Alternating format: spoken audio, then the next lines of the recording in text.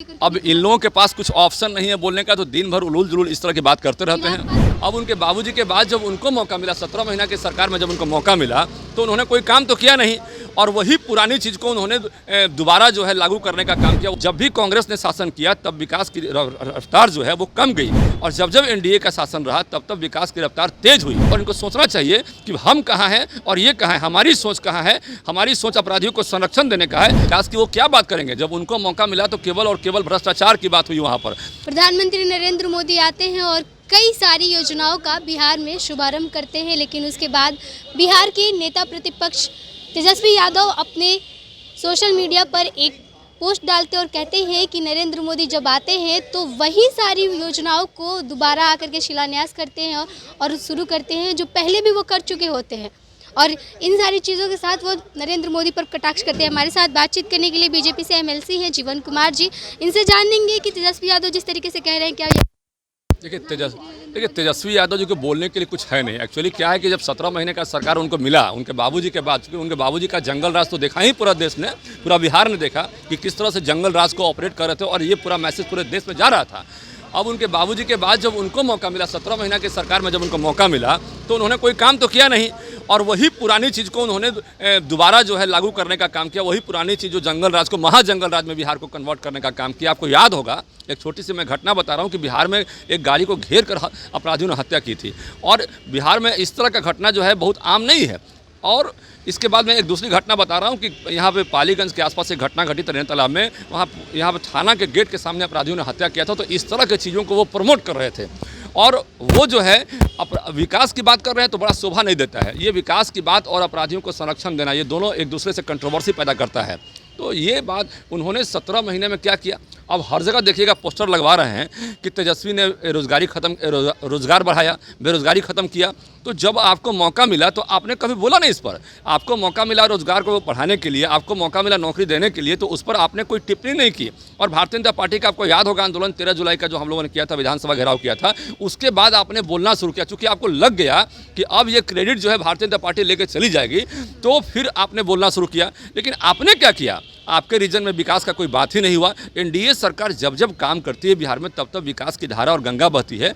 और एक कांग्रेस कल्चर के लोग थे और कांग्रेस के साथ के लोग थे, और ये भी कांग्रेस के साथ के लोग हैं जो विकास को पसंद नहीं करते हैं। जब भी कांग्रेस ने शासन किया तब विकास की रफ्तार जो है वो कम गई, और जब जब एनडीए का शासन रहा तब तब विकास की रफ्तार तेज हुई। चाहे अटल बिहारी वाजपेयी की सरकार हो, चाहे नरेंद्र मोदी जी की सरकार हो। और देश में नरेंद्र मोदी जी के आने के बाद जो पूरा विदेशों में हमारा वातावरण बना है, जो विदेशों में हमारा रुतबा बढ़ा है, उस रुतबे को लेकर पूरी दुनिया में जो हमारी ताकत बढ़ी है, उस ताकत को लेकर इनको विचार करना चाहिए और इनको सोचना चाहिए कि हम कहाँ हैं और ये कहाँ है, हमारी सोच कहाँ है। हमारी सोच अपराधियों को संरक्षण देने का है, और इनकी सोच विकास की रफ्तार को तेज करने का है। लालू यादव ने भी कहा था कि हम अपने बयान पर कायम है, जो पहले उन्होंने परिवारवाद को लेकर के कहा था, नरेंद्र मोदी के परिवार। और ये भी कहा कि जब मोदी जी आते हैं भाषण में कुछ बातों को बोलना भूल जाते हैं, विशेष राज्य का दर्जा और बाकी सारी चीज़ें जो बार बार आते हैं और कह के जाते हैं, दोबारा वो चीज़ बोलने में भूल जाते हैं क्योंकि वो वादा पूरा नहीं करते। देखिए, अब एक बात मैं बताता हूँ कि हमारे यहाँ आदरणीय प्रधानमंत्री जब आए तो इतना बड़ा पैकेज दिए, जो उनका बजट क्या था, उनका चुनाव उनके कार्यकाल का अंतिम बजट जो है 23,000 समथिंग करोड़ का था, और आज हमारा बजट जो है 2,79,000 करोड़ के आसपास है। तो कितना गुना हमारा बजट है। विकास की वो क्या बात करेंगे, जब उनको मौका मिला तो केवल और केवल भ्रष्टाचार की बात हुई वहाँ पर। और जितने भ्रष्टाचारी थे वो सबका जमात बना के वो सारा काम किए, लूटने का काम किए। और अब जब हम लोग की सरकार है तो उस पर उनको टिप्पणी करने का मुझे लगता है कि कोई अधिकार नहीं है।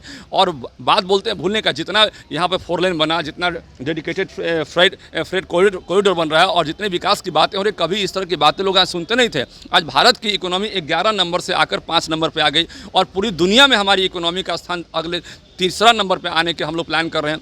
ये नरेंद्र मोदी जी के रहते संभव था। जब आपको मौका मिला तो आपने पीछे धकेलने का काम किया। आप भारत के रिजर्व को गिरवी में बदलने का काम किया। आपने भारत को मतलब कंगाली की स्थिति में ला दिया जब आपकी सरकार दिल्ली में थी। और अब जब हमारी सरकार है तो आप टिप्पणी इस तरह करते हैं। ये आपको अधिकार नहीं, ये उसी को अधिकार है टिप्पणी करने का जो विकास की बात सोचते हैं और विकास की धारा बहाने में थोड़ी सी मदद करते हैं। लेकिन एनडीए में सब कुछ ठीक नहीं है। ऐसा कुछ भी नहीं है। तो ये प्रधानमंत्री नरेंद्र मोदी आते हैं तो घटक दल के जो नेता है वही नहीं, ऐसा नहीं है। ये ऐसा नहीं है। इन लोग पासवान को लेकर अब इन लोगों के पास कुछ ऑप्शन नहीं है बोलने का, तो दिन भर उलूल जुलूल इस तरह की बात करते रहते हैं। पासवान को कहा जाता है कि जेडी से उनकी नजदीकी ऐसा है कि अब इन लोगों के पास कुछ ऑप्शन नहीं है बोलने का, विकास पर बोलने के लिए, कहने के लिए इनके पास कुछ है नहीं, तो अब इसी तरह की फालतू बातों को ये प्रचार करने में लगे हुए हैं। चिराग पासवान किसके साथ है? निश्चित रूप से आदरणीय नरेंद्र मोदी के साथ, और कहाँ रहेंगे। चलिए, तो हमारे साथ एमएलसी थे जीवन कुमार। हमने बातचीत की जिस तरीके से तेजस्वी यादव एक पोस्ट करते हैं और कहते हैं कि प्रधानमंत्री आते हैं और उन्हीं सारी योजनाओं का फिर से शुभारंभ करते हैं जो योजनाओं की पहले आरंभ हो चुकी होती है, बार बार उन्हीं सारी परियोजनाओं पर काम करते हैं।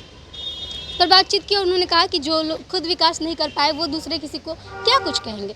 आपने सुना, आपकी क्या प्रतिक्रिया, आप कमेंट बॉक्स में लिख बताइएगा। आप देख रहे थे फर्स्ट बिहार झारखंड में, आपके साथ प्रिया। धन्यवाद। पैनोरमा ग्रुप, जो सोचता है वो करता है। ये लो, मुंह मीठा करो। आज मैंने अपना जॉब छोड़ दिया, अब हम पूर्णिया वापस जाएंगे। जॉब छोड़ दिया है? मतलब ये घर कैसे चलेगा? हम करेंगे क्या? और माँ बाबूजी क्या बोलेंगे? इसलिए मैं एक और मिठाई का डब्बा लाया। अपने बिजनेस के लिए लोन अप्रूव हो गया। अरे लोन अप्रूव हो गया वो तो ठीक है, लेकिन पूर्णिया में हम रहेंगे कहाँ? अपना घर भी तो नहीं है वहाँ। इसलिए तो एक और मिठाई का डब्बा अलग से लाया हूँ। हमने पूर्णिया में घर ले लिया है, पूर्णिया के ई होम्स पैनोरमा में। पूर्णिया में पैनोरमा ग्रुप लेकर आए हैं ई होम्स पैनोरमा।